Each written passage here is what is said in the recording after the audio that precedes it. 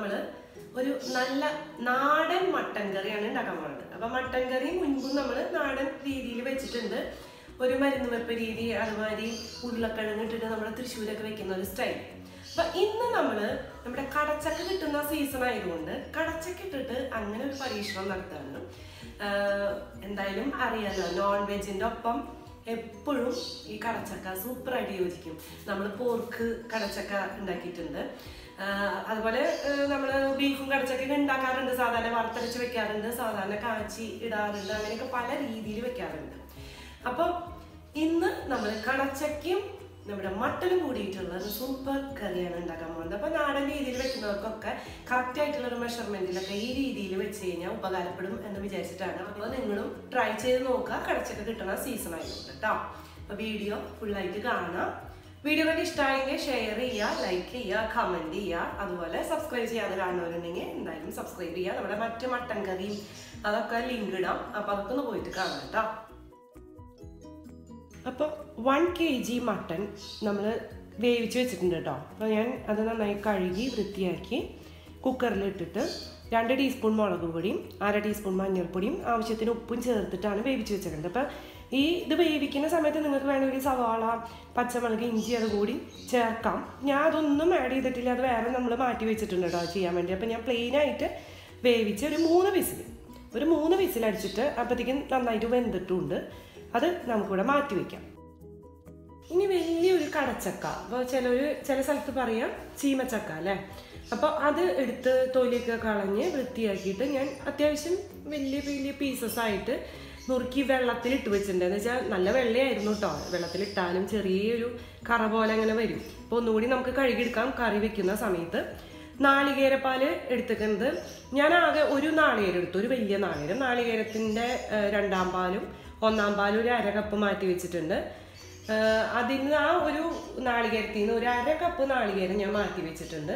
പിന്നെ ഒരു തുടം വെളുത്തുള്ളി, ഒരു വലിയ കഷ്ണം ഇഞ്ചി, 3 പച്ചമുളക്, കുറച്ച് ചെറിയ ഉള്ളി, ഇവിടെ എടുത്ത് വെച്ചിരിക്കേണ്ട ഒരു സവാള, 3 പച്ചമുളക് കീറിയിട്ടിട്ടുണ്ട്. പിന്നെ ഒരു വലിയ കഷ്ണം ഇഞ്ചി അരിഞ്ഞിട്ടിട്ടുണ്ട്. കുറച്ച് ചെറുള്ളി എടുത്ത് വെച്ചിട്ടുണ്ട്. ഉപ്പ് വേണം, മഞ്ഞൾപ്പൊടി വേണം. പിന്നെ കുറച്ച് മസാലകളാണ്. ചെറിയ കഷ്ണം പട്ട, കറുവാപ്പട്ട, തക്കോലം, പിന്നെ കറിയാമ്പ് ഒരു 5-6 കഷ്ണം, പെരിഞ്ജീരകം 1 ടീസ്പൂൺ, പിന്നെ അതുപോലെ കസ്കസ് 1 ടീസ്പൂൺ കൂടി മുളക് പൊടി ഞാനിവിടെ എടുത്ത് വെച്ചിട്ടുണ്ട് കേട്ടോ. നേരത്തെ നമ്മൾ 2 ടീസ്പൂൺ മുളക് പൊടി ഇട്ടാണ് വേവിച്ചത്. ഇനി കൂടുതൽ വേണമെങ്കിൽ കുറച്ചും കൂടി എടുത്ത് വയ്ക്കാം. 3 ടീസ്പൂൺ നിറച്ച് മല്ലിപ്പൊടി എടുത്ത് വെച്ചിട്ടുണ്ട്. വെളിച്ചെണ്ണ വേണം, ആവശ്യത്തിന് വെള്ളം വേണം. അപ്പോൾ ആദ്യം തന്നെ നമുക്ക് കടച്ചക്ക ഈ നമ്മുടെ വേവിച്ച മട്ടൻ്റെ ഒപ്പം ഇട്ടിട്ട്, എന്ന് വെച്ചാൽ നന്നായി വെന്ത് തുടങ്ങിയിട്ടൊന്നുമില്ല. അപ്പോൾ അതിൻ്റെ ഒപ്പം ഇട്ടിട്ട് ജസ്റ്റ് ഒന്ന് ആവി കൊടുക്കണം. അതായത് ഒരു വിസിൽ ജസ്റ്റ് വരുമ്പോഴത്തേക്ക് നമുക്ക് ഓഫ് ചെയ്യാം കേട്ടോ. അപ്പോൾ കടച്ചക്ക ഒന്നുകൂടി ഞാൻ കഴുകി എടുത്തിട്ട് കുക്കറിലിട്ടിട്ട് നമുക്ക് വേവിക്കാം. കടച്ചക്ക കഴുകി വൃത്തിയാക്കി കൊടുത്തിട്ടുണ്ട്. അത് നമുക്ക് ഈ കുക്കറിലേക്ക് ഇട്ട് കൊടുക്കാം. ആവശ്യത്തിന് ഉപ്പ് ആഡ് ചെയ്യാം. മഞ്ഞൾപ്പൊടി 1/2 ടീസ്പൂൺ എടുത്ത് വെച്ചത് ഇട്ട് കൊടുക്കാം. കുറച്ച് വെള്ളം ഒഴിച്ചു കൊടുക്കാം നമുക്ക്.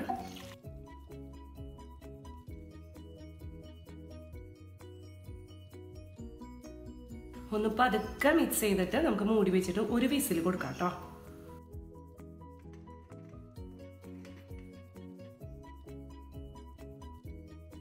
കുക്കറിൽ അവിടെ കടച്ചക്ക വേവുന്ന സമയത്ത് നമുക്ക് നമ്മൾ കറി വെക്കാനുള്ള പാത്രത്തിൽ തന്നെ കുറച്ച് വെളിച്ചെണ്ണ ഒഴിച്ചു കൊടുക്കാം.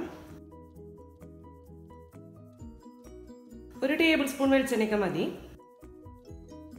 ഇതിലേക്ക് നമ്മൾ 1/2 കപ്പ് നാളികേരം എടുത്ത് വെച്ചത് ഇട്ട് കൊടുക്കാം. വെളുത്തുള്ളി, പച്ചമുളക്, പിന്നെ അതുപോലെ ഇഞ്ചി. അപ്പോൾ പച്ചമുളകും ഇഞ്ചിയും ഒന്ന് കട്ട് ചെയ്തിട്ട് ഇട്ട് കൊടുക്കാം കേട്ടോ.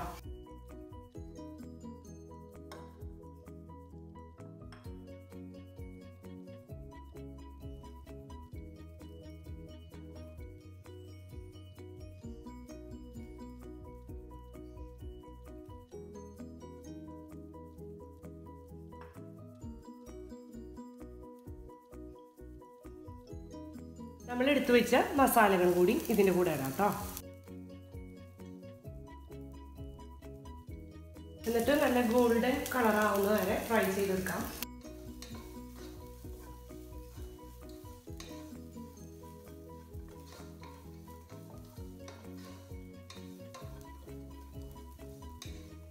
അപ്പോൾ ഇത് ഒരുവിധം ഗോൾഡൻ കളറായിട്ടുണ്ട് കേട്ടോ.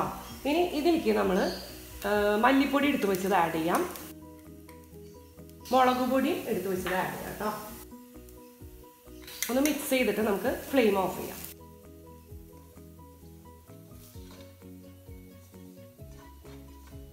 അപ്പം അതൊന്ന് കൂളായി കഴിഞ്ഞാൽ, അതായത് ഒരുവിധം അത് കൂളായി കഴിഞ്ഞാൽ നമുക്ക് കുറച്ച് വെള്ളം ചേർത്തിട്ട് നന്നായിട്ട് അരച്ചെടുക്കാം കേട്ടോ.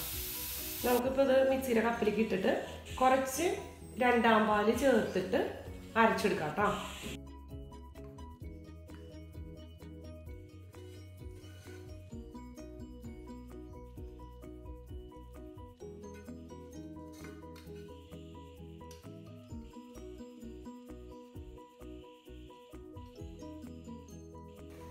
നമ്മളിത് അരച്ചു കൊണ്ട് വെച്ചിട്ടുണ്ട് കേട്ടോ ഇവിടെ. ഇനി നമ്മൾ വീണ്ടും ഈ പാത്രം തന്നെ അടുപ്പത്ത് വെച്ചിട്ടുണ്ട്. ഇതിൽ കുറച്ച് വെളിച്ചെണ്ണ ഒഴിച്ച് കൊടുക്കാം.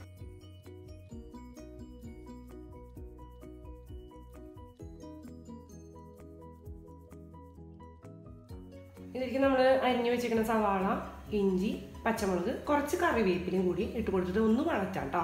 ജസ്റ്റ് ഒന്ന് ചെറുതായിട്ട് വഴറ്റിയെടുത്താൽ മതി.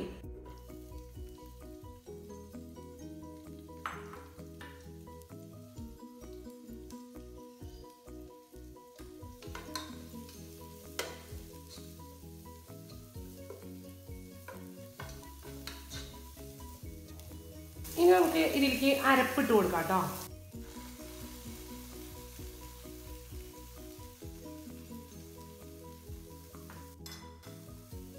ഒന്ന് ജസ്റ്റ് ഒന്ന് വഴറ്റി കൊടുക്കാം കേട്ടോ.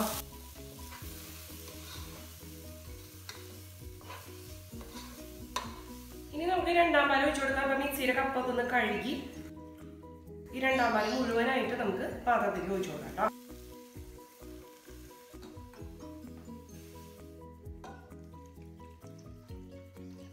നന്നായിട്ടൊന്ന് മിക്സ് ചെയ്ത് കൊടുക്കാം.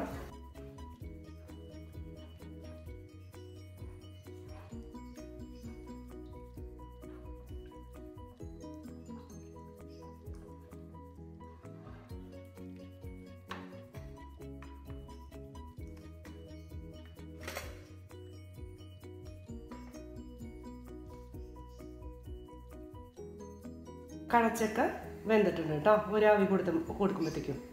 ഇനി ഇത് നമുക്ക് ഈ പാത്രത്തിലേക്ക് അങ്ങനെ ഇട്ട് കൊടുക്കാം.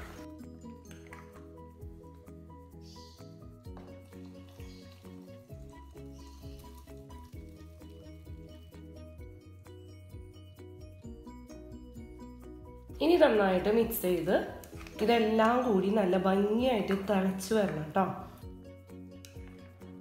ഈ അരപ്പൊക്കെ ഈ കഷ്ണങ്ങളിൽ പിടിച്ച് ഒന്ന് ചെറുതായിട്ട് ഗ്രേവി ഇത്തിരി തിക്കായിട്ട് വരണം.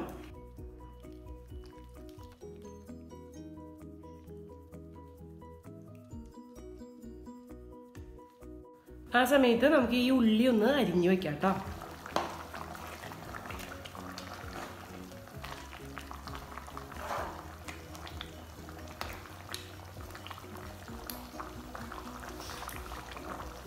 ഒരു 3-4 മിനിറ്റ് അവിടെ നിന്ന് തളിച്ചിട്ടുണ്ടെങ്കിൽ നമുക്ക് ഇതിലേക്ക് ഒന്നാം പാൽ ഒഴിച്ചു കൊടുക്കാം. ഒന്നാം പാൽ ഒഴിച്ചൊന്ന് ജസ്റ്റ് തളവന്ന അപ്പം തന്നെ ഫ്ലെയിം ഓഫ്.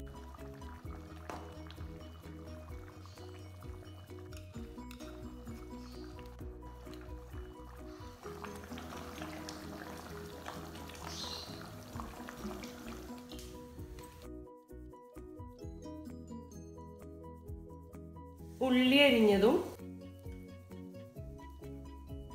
കുറച്ച് കറിവേപ്പില,